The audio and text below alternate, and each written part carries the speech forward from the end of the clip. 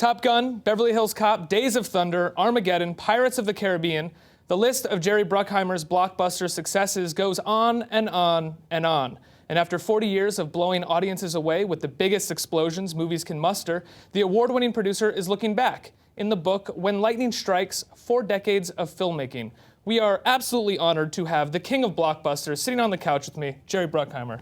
Jerry, thanks, Ricky. It's a pleasure to have you. Thanks for having me here. Oh, please, absolutely. So let's talk about this book. My first question is, this is the biggest book I've ever held. 10 pounds. It is at least 10 pounds. Yeah. Was there any intention on symbolizing the biggest blockbusters in the biggest book? Not really. We just wanted to get all the photographs and all the history and, you know, kind of reminiscing on my career over the last 40 years. And hopefully there's a lot more to come. Yeah, absolutely. And the photographs are beautiful. You took a lot of the photographs. Yeah, I took the beginning chapters, some of my photographs. You know, I carry a camera around my neck when I'm on the set all the time. I've been doing since I was 6 years old. My uncle gave me a hand-me-down camera, and I've been shooting pictures for decades now. You had a 20-year contract with Disney. Right. This book is also in many ways a sort of goodbye letter to your time with Disney. You're going to Paramount. Right. What are you hoping to achieve and why leave?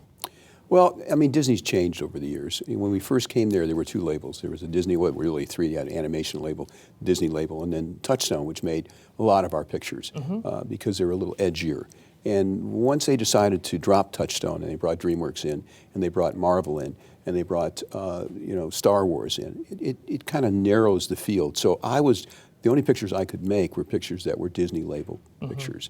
And since you look at some of the great movies I've made, like Black Hawk Down, I could never make that at Disney and didn't make that at Disney. So Right. Paramount gives me the opportunity to make a broad range of pictures. I still have a ton of movies at Disney. We're still going to be making movies for them. And now I have the opportunity to make other types of pictures. And now most of those movies that you're going to be making at Disney that you have are sort of the sequels and the trilogy or the fourth or fifth edition of a tentpole that you've already built. After The Lone Ranger and what happened, and as I was saying, I love that opening sequence of Lone Ranger, but you know, as people have said, it didn't do that well. Are you scared of attempting a new franchise? Do you just want to continue the old franchises and make different movies outside of that? No, we just finished a picture for Screen Gem, Deliver Us from Evil, with Eric Bana, Olivia Munn, Edgar Ramirez, Joel McHale. It's a paranormal thriller. It's really scary. It comes out the 4th of July. So we're trying different things. It's an R-rated movie. It's not something I could have made at Disney. Right. So this kind of broadens the kind of movies we're going to make. And we're developing a ton of stuff. We still have stuff at Disney that are not sequels or franchise pictures that hopefully will get made there.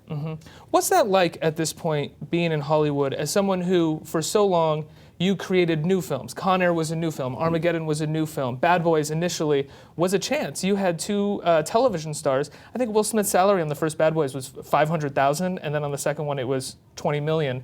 Are you able to take some of those chances that you took before, like when you took it on Michael Bay, when you took it on Will Smith and Martin Lawrence? God, I hope so. I mean, that's the fun of making movies. You know, if the budget's low enough and they have enough faith in the screenplay and the actors you put together, you can hire a young Michael Bay. Who do you think is a young Michael Bay right now? There's a ton of them.